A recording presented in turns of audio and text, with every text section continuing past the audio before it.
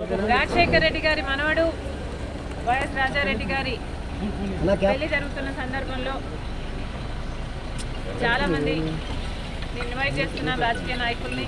అందులో భాగంగానే చంద్రబాబు గారిని కూడా పెళ్లికొచ్చి వాళ్ళని ఆశీర్వదించాలని కోరడం జరిగింది.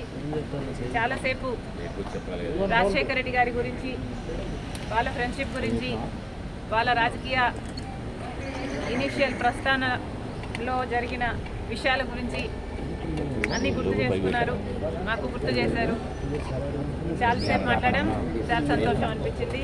వచ్చి ఆశీర్వదిస్తామని మాటిచ్చారు.